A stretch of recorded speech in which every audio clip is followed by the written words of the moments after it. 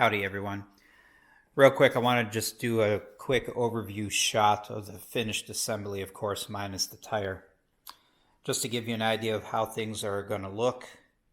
Again, these are all stock parts. I didn't do any kind of a brake upgrade, so this is all the stock pieces parts right from the kit, or kits, I guess.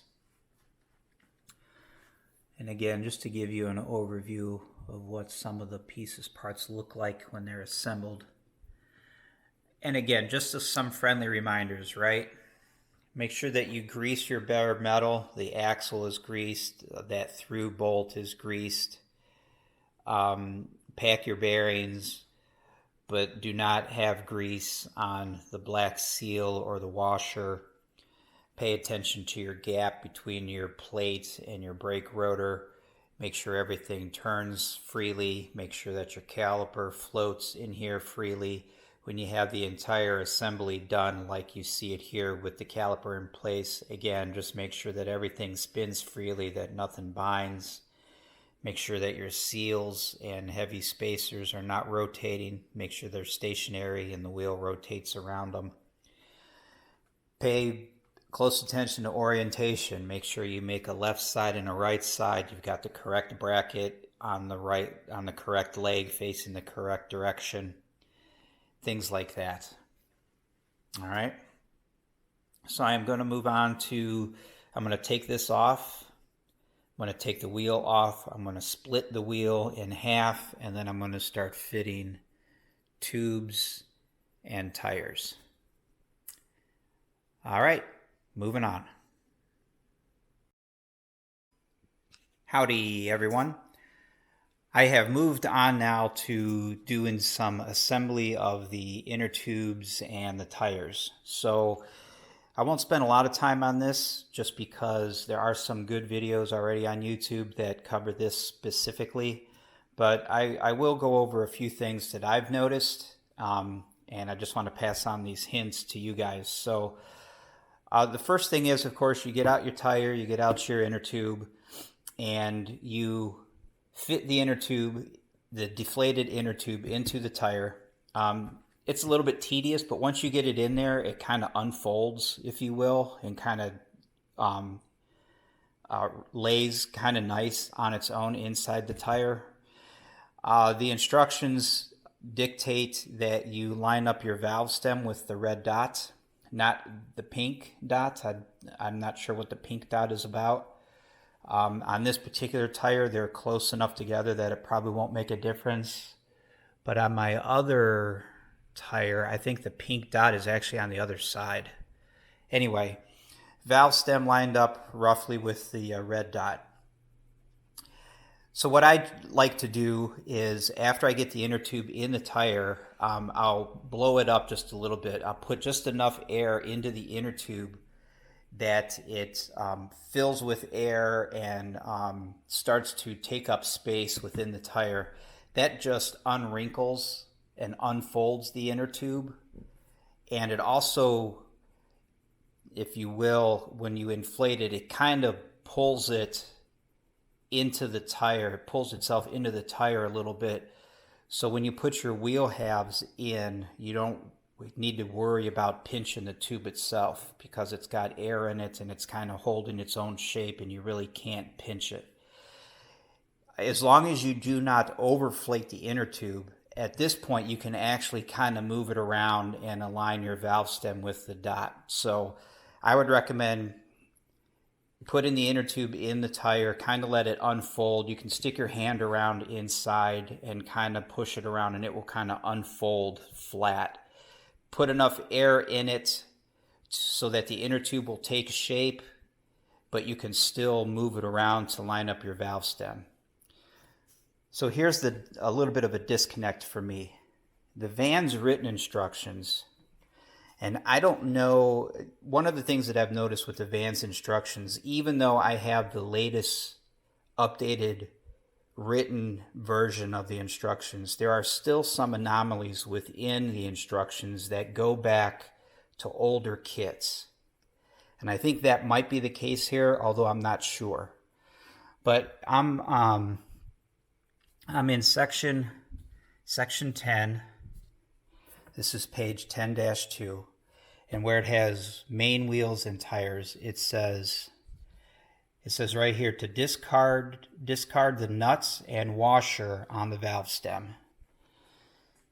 The instructions that come with the wheels, assembly, they have a picture in here of the wheel. Let's see if I can find it. There's an exploded view of a wheel. Anyway, here it is. They have their specific mounting tire and tube instructions for the wheel assembly. And it depicts here the valve stem with the nut and the washer. And they talk about that a little bit in the written instructions along with this diagram. And the wheel itself has a cutout for the valve stem and that nut and washer. So I've elected to keep that particular nut and washer on the inner tube. Like I said, that's depicted in this drawing here, and they talk about it a little bit here. So all I had done, this is the washer and nut here that I'm talking about. So what I had done was I just basically tightened that nut down a little bit, just enough to keep the washer from moving around. And then the flats on this nut go perpendicular to the tire, if you will, depending on your orientation. You want the flat of the nut, you want a flat up and down, if that makes sense. So you want the flat to be, I guess, parallel with the tire. I guess that would be more appropriate. And then when you put your wheel half on, that cutout in the wheel will fit the flats on the nut. And again, that's depicted on the written instructions that came with the wheel assembly. So that's the route that I'm going. So I've elected to snug up the nut a little bit. It will still turn a little bit, maybe not by hand,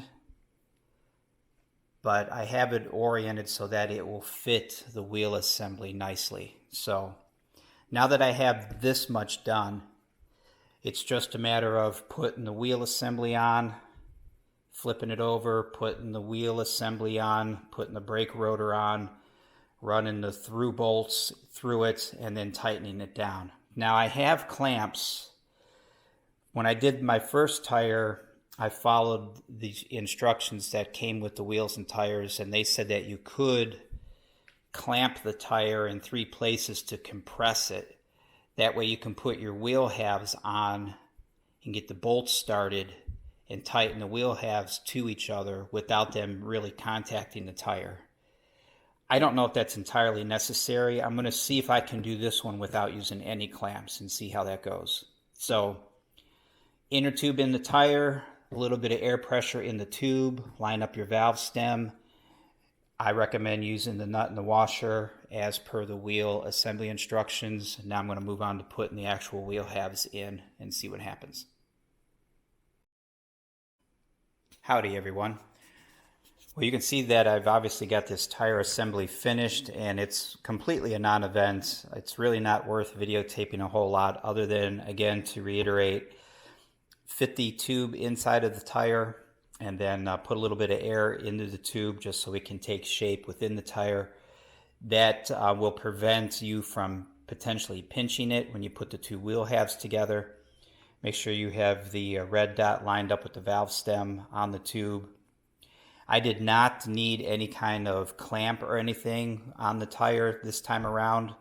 It was just a matter of putting in the tube, putting the 2 wheel halves along with the brake disc on the tires, or on the tire, and then run the bolts through, put your nuts on, and then work your way around and tighten them down until the 2 wheel halves touch each other on the inside.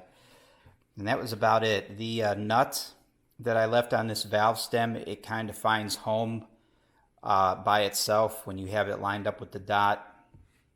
You put your wheel halves together. The inner tube has a little bit of air in it already. You bolt the wheel halves together so that they mate with one another.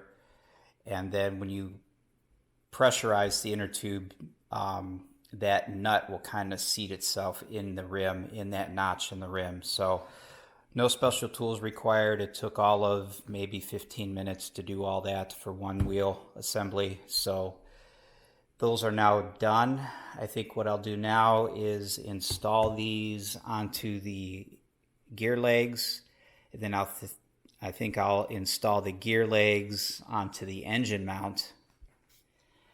And then I am going to move on to, I'm using the stock Vans hinge method for attaching my cowling. So I'm going to go ahead and put the hinges on either side before I put the engine mount on. But the plan is to do the side hinges, get those riveted on. And then, like I said, I'll have the wheels on the legs. I'll have the legs on the engine mount. At that point, it's just a matter of lifting the plane up, roll the engine mount up to it as a full assembly, and bolting it in place. I think that's going to work out a lot easier than trying to bolt the engine mount on, lift the plane up, try to fit the legs up into the engine mount. And again, this is all with the plane suspended in the air somehow. Fit the legs up into the engine mount. And then once those are in, lay around on the ground and fool around with putting wheels, bearings, tubes, tires, brakes. Rather than doing all that on the ground, obviously I've done all that up on a bench. Everything pre-assembled into sub-assemblies put together, and then it's just a matter of wheeling everything as a unit up to the firewall. So I'm going to try that, see what happens, but first I got to get moving on these hinges. So I'll see how that goes, and I'll talk to you guys later.